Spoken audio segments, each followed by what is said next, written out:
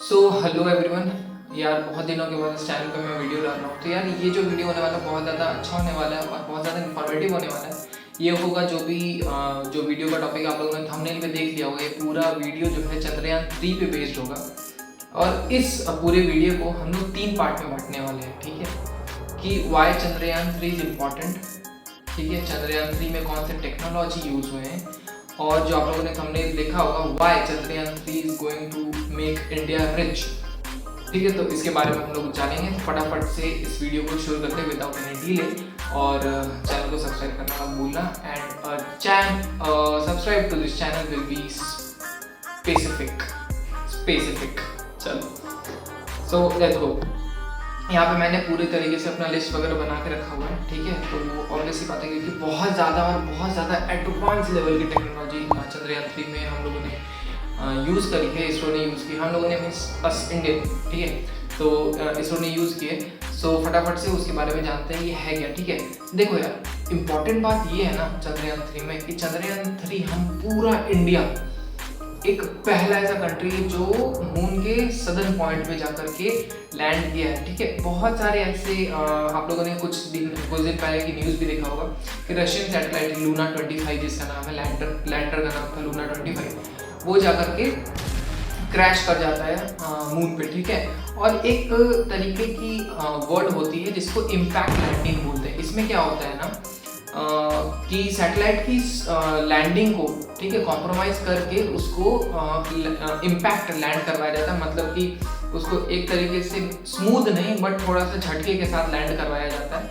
सो impact landing में क्या होता है, जब तक स्पेस मून तक नहीं, मतलब सैटेलाइट मून तक नहीं पहुंच जाती है ना, तो वहाँ पर क्या होता है, वो इम्पैक्ट, वो जो ड्यूरेशन रहा, उसी ड्यूरेशन में जो भी फोटोज़ मिलती हैं सैटेलाइट को, वो चीज़ हम लोगों को मिलती है, जो कि बहुत ज़्यादा अच्छा नहीं होता, बहुत ज़्यादा लॉस वाला ये काम होता है, जिसको इम्पैक्ट लैंडिंग बोलते हैं, ठीक है। सो बहुत सारे कंट्रीज़ हैं जो इन्होंने इक्वेटोरियल पॉइंट्स पे अपने सैटेलाइट्स को छोड़ा है, ठीक है, अपने लैंडर और रोवर को छोड़ा है। लेकिन हम यहाँ पे स्पेशली बात करने वाले हैं चंद्रयान 3 के बारे में, ठीक है। अब सदर्न पॉइंट पे क्यों नहीं कोई चढ़ना चाहता है या क्यों नहीं कोई जाना चाहता है, ठीक है। क्योंकि सदर्न पॉइंट में क्या है कि वहाँ पर सन की लाइट जो है, रेस आती ही नहीं है, ठीक है। और वहाँ हीट जो है बिल्कुल भी नहीं है, तो वहाँ का जो टेम्परेचर वो ड्रामेटिकली क्या होता है, डाउन हो जाता है, और वो चला जाता है -248 डिग्री सेल्सियस तक, ठीक है। -100 भी नहीं, -248 डिग्री सेल्सियस तक। अब वहाँ पर जाना इसलिए पॉसिबल नहीं लग रहा था लोगों को, क्योंकि वहाँ पर कौन सी टेक्नोलॉजी काम करेगी, ठीक है। वहाँ पे लैंड करना ही सिर्फ नहीं था, हम लोगों ने लैंड किया, प्रॉपर रोवर वहाँ पे चलेगा अपना सैटेलाइट, ठीक है। तो वो चीज़ है, वहाँ पर उतना कम टेम्परेचर पे जाकर के लैंड करना, ठीक है। और वहाँ के मशीन्स को काम करना, कि मशीन्स कैसे काम करेगा, मशीन्स कैसे चलेगा, वो ज़्यादा इंपॉर्टेंट हो जाता है, ठीक है। सो अभी देखो यार, बहुत सारी ऐसी एडवांस टेक्नोलॉजी जो चंद्रयान 3 में यूज़ हो रही है, चंद्रयान 2 से एक तरीके से हेल्प लेकर के। जैसे हम बोलते हैं कि हिस्ट्री हम लोग इसलिए पढ़ते हैं क्योंकि पुरानी गलतियों को हम दोबारा ना दोहराएं, तो वही चीज़ हुआ चंद्रयान 3 के साथ भी, ठीक है। तो देखो चंद्रयान 3 में अच्छी बात क्या है, ये जानने से पहले ये जानना जरूरी है कि चंद्रयान 2 फेल क्यों हुआ था। देखो सबसे पहला था कि सॉफ्टवेयर का ग्लिच हो सकता है, सॉफ्टवेयर का ग्लिच बहुत ज़्यादा डिस्टेंस के कारण भी हो गया और बहुत ज़्यादा हार्श टेम्परेचर के कारण भी हो सकता है कि वहाँ पर हो गया था। और जो प्रज्ञान था ना, जो रोवर है, प्रज्ञान रोवर था, और जो विक्रम है वो लैंडर था चंद्रयान 2 का, ठीक है। वहाँ पर क्या हुआ था, वो क्रैश लैंडिंग कर जाता है, ठीक है। और वहाँ की टेम्परेचर जैसे कि मैंने बताया 248 डिग्री सेल्सियस तक चली जाती है। तो ये भी कहीं ना कहीं इशू था कि चंद्रयान 2 जो है एकदम थोड़ा सा डिस्टेंस से रह गया। लेकिन ऑब्वियस सी बात है, अभी history is rest, sorry rest is history. Chandrayaan 3 जो है वो प्रॉपर तरीके से लैंड हो चुका है। अब यहाँ देखो बात ये है कि कौन सी टेक्नोलॉजी यूज़ की है, जो मैं बार बार टेक्नोलॉजी बोल रहा हूँ, तो ध्यान से सुनना, ठीक है। तो लैंडिंग एरिया जो है ना, चंद्रयान 3 की जो लैंडिंग एरिया वो 40% से ज़्यादा इंक्रीज कर दी है, ताकि लैंडिंग एक बार में और स्मूथ हो जाए, ठीक है। क्योंकि छोटा अगर एरिया रहेगा तो लैंड करने में बहुत ज़्यादा इशू आते हैं, बहुत ज़्यादा दिक्कत आती है। लेकिन इस बार जो चंद्रयान 3 गया, उसकी लैंडिंग का जो एरिया है वो 40% से ज़्यादा इंक्रीज कर दिया है, ताकि एक बार में स्मूथ लैंडिंग हो पाए, ठीक है। और जो पूरा टोटल चंद्रयान 3 का जो आपका वो है वेट है, इट इज़ अबाउट 3900 किलोग्राम्स। तो इसके लिए चाहिए एक स्टेबल एंड स्ट्रॉन्ग लेग्स। ठीक है, जो लोग जिम जाते हैं उनको पता होगा लेग्स कितने ज़्यादा इंपॉर्टेंट हो जाते हैं स्टेबिलिटी के लिए। वही चीज़ होता है चंद्रयान 3 के साथ भी, स्टेबिलिटी बहुत ज़्यादा इंपॉर्टेंट है। तो लेग इसका जो है बहुत ज़्यादा अच्छा है। ठीक है, लेग बहुत ज़्यादा स्ट्रॉन्ग है इसका। अच्छा, हमारा जो लैंडर है विक्रम और जो रोवर है प्रज्ञान, ठीक है, वहाँ क्या है, these are so much upgraded, इनको बहुत ज़्यादा अपग्रेड कर दिया गया है। ठीक है, ताकि जो भी गलती हुई थी चंद्रयान 2 में वो चंद्रयान 3 में दोहराई ना जाए। ठीक है, अब देखो एक बहुत अच्छा चीज यूज हुआ है चंद्रयान 3 में, दैट द लैंडर, जो हमारा लैंडर है उसको इक्विप किया गया है RAMBHA, रंभा से। अब इसका फुल फॉर्म क्या है मैं आपको देख के बता देता हूँ। It is radio anatomy of moon bound hypersensitive ionosphere and atmosphere. अब इसका काम क्या है, सुन के बहुत ज़्यादा हेवी लग रहा है, मुझे भी देख के बोलना पड़ रहा है। ठीक है, सो इसका काम क्या है, तो दिस विल मेजर, ये मेजर करेगा the near surface plasma sensitivity, यानी आजू बाजू में जितने भी प्लाज्मा रहेंगे ना उसकी सेंसिटिविटी को ये मेजर करेगा। और द रोवर विल स्टडी, जो रोवर है वो स्टडी करेगा कि कैसे छोटे छोटे एटमॉस्फेयर एटॉमिक एलिमेंट्स किस तरीके से वैरी कर रहे हैं over the period of time. ठीक है, इसलिए रंभा को क्या किया गया है, सेट किया गया है, उसको प्रॉपर तरीके से फिक्स करा गया है हमारे चंद्रयान 3 के साथ। सेकेंड आ जाता है CHASTE, it is surface thermophysical experiment, और CHA का मतलब है चंद्र, तो टोटल हो जाता है चंद्र सरफेस थर्मोफिजिकल एक्सपेरिमेंट। अब इसका काम क्या है, तो this can study the elements thermal property, चांद के आजू बाजू जितने भी छोटे छोटे एलिमेंट्स हैं उसके थर्मल प्रॉपर्टी को ये बहुत अच्छे तरीके से उसको स्टडी कर सकता है। ठीक है, और जैसे कि मैंने बताया सदर्न पॉइंट में कभी भी सन की रेस पहुंची ही नहीं है, तो बहुत ज़्यादा चांसेस है कि जो वाटर अवेलेबल है मून पे, जो वाटर की खोज वो भी इंडिया ने ही की है। ठीक है, और आई गेस ये चंद्रयान 1 में हुआ था ये चीज़। ठीक है, सो आई गेस बहुत ज़्यादा चांसेस है कि वहाँ पर ऑर्गेनिज्म देखने को मिल जाए इन फ्रोजन स्टेट। ठीक है, हो सकता है हम लोग एलियन वगैरह देखने को मिल जाए।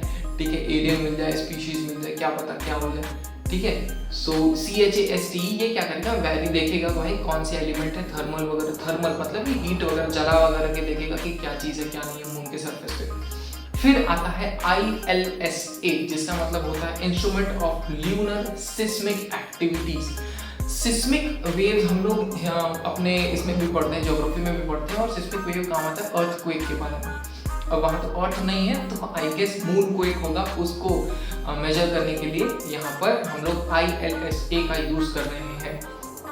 अभी और ज़्यादा एडवांस फीचर आने वाला है, तो अगर आप लोग के पास पेन पेपर है तो लिख लो, आप लोगों को काम आएगा, मेरे भी काम आएगा, मैंने प्रॉपर नोट्स बना कर रखे हैं। ठीक है, फिर आता है लेजर रेट्रो रिफ्लेक्टर अर्रे। ये क्या है, passive experiment for studying the moon dynamics. ये क्या करेगा, ये एक्सपेरिमेंट के तरीके से यूज किया जा रहा है इसरो के द्वारा। ये मून के डायनामिक्स को देखेगा कि ये अंदर से कैसा हो सकता है, बाहर से कैसा है, अंदर का सिचुएशन कैसा है। ये मून के डायनामिक्स को स्टडी करने का कोशिश करेगा over the period of time, क्या इसमें कुछ चेंजेस आते हैं। क्योंकि मून क्या है, अर्थ का ही कोई पार्ट है कि नहीं, अर्थ का ही पार्ट है, सबको पता है। सो मून के सदर्न साइड में बहुत सारे ऐसे पार्टिकल्स या मिनरल्स या मटेरियल्स हो सकते हैं जो अर्थ पे मिलियंस या बिलियंस ऑफ ईयर्स पहले थे लेकिन अब नहीं है, लेकिन वो हो सकता है मून पे अवेलेबल हो जाए। ठीक है, फिर आता है LIBS, इसका मतलब होता है लेजर इंड्यूस्ड ब्रेकडाउन स्पेक्ट्रोस्कोप। अब इसका काम क्या है, it studies the mineral composition of the moon. ये मिनरल कंपोजिशन देखेगा, ये केमिकल कंपोजिशन देखेगा, कहाँ का, ये देखेगा मून का। ठीक है, अभी ये क्यों नेसेसरी है, क्योंकि ऑब्वियस सी बात है, मैं बार बार बोल रहा हूँ कि सदर्न साइड पे it is untouchable, it's untouched bye humans, और आई गेस दूसरे स्पीसीज होंगे, I don't know, but human से तो ये अनटच्ड ही है। ठीक है, सो ये वहाँ के मिनरल और केमिकल कंपोजिशन को देखेगा, क्या ये डिफरेंट या कोई अलग मटेरियल आपको मिलता है मून के उस साइड से जहाँ पर हम लोग ऑब्वियसली पहुँच ही चुके हैं, ज़्यादा तो नहीं है, शायद सिर्फ 4 कंट्रीज पहुँची हैं। ठीक है, फिर आ जाता है हमारा APXS। अब ये क्या है, alpha particle X-ray spectrometer. It is used to study the element composition. वो मिनरल कंपोजिशन था, केमिकल कंपोजिशन है, अब ये है एलिमेंट कंपोजिशन। सारी चीज ऊपर ही हो रही है, मींस टेक्नोलॉजी कितना ज़्यादा एडवांस कर गया। ठीक है। यहाँ पे बात हो रही है एलिमेंट कंपोजिशन की। कोई भी एलिमेंट अगर चीज़ मिलता है तो वो क्या चीज़ से बना है, वो है क्या एक्चुअली, वो सारी चीज़ें आपको मून पे ही हम लोग ऊपर ही ऊपर करेंगे। मतलब आप सोच लो किस लेवल का, मीन्स क्या बताऊँ। और हाँ, और एक चीज़ मैं आपको यहाँ पे साइड में एक लिस्ट दे दूँगा, शायद दिख रहा होगा आप लोगों को, कि इसरो ने चंद्रयान 3 सिर्फ 600 समथिंग करोड़ में पहुँचा दिया and it is successful at first, not first but yes it is successful. ठीक है। दूसरे कंट्रीज जो अपोलो मिशन है वो 17 हज़ार करोड़ में बनते हैं और ये 6,000 करोड़ में डन। तो जस्ट इमेजिन अगर उनको वैसा अमाउंट या कैपिटल मिलेगा इसरो के साइंटिस्ट को, तो वो क्या क्या कर सकते हैं। मेरे को तो लगता है 17,000 में वो सोलर सिस्टम के बाहर पहुंचा देंगे और एलियन स्पीसीज अर्थ वगैरह के ढूंढ भी लेंगे। ठीक है, तो ये चीज़ है। अब आते हैं नेक्स्ट। ठीक है, अब यहाँ देखो, ये आ जाता है यहाँ पर interesting topic, that is spectropolarimeter of habitable planet earth shape. ठीक है, ये थोड़ा सा ज़्यादा कॉम्प्लेक्स है। अब ये है क्या? इट इज़ यूज या it will be use to discover earth's brother या अर्थ्स का ट्विन, जिसको बोल सकते हैं। ठीक है, अच्छा आपको अगर पता है कि अर्थ का ट्विन किसको बोलते हैं सोलर सिस्टम के अंडर, तो फटाफट से कमेंट करके बता देना। हाँ, अब ये जो स्पेक्ट्रोपोलैरिमीटर है ना, ये यूज किया जाएगा अर्थ जैसा ही same to same habitable planet को खोजने के लिए। ठीक है, ऑब्वियस ही बात है, वो खोजने के लिए इस्तेमाल किया जाएगा और ये बहुत ज़्यादा कहीं ना कहीं इम्पोर्टेंस रखा जा सकता है in the field of science, क्योंकि डिस्कवरी इज द नीड। ठीक है, साइंस की नीड क्या है? उसको डिस्कवर करना है। सो अर्थ के जैसा डिस्कवर करने का काम करेगा। अब ये आ जाती है main and the last topic, money. How this mission या Chandrayaan 3 will make India rich. मेरे हिसाब से मैं बता रहा हूँ कि ऐसा ये क्यों होगा।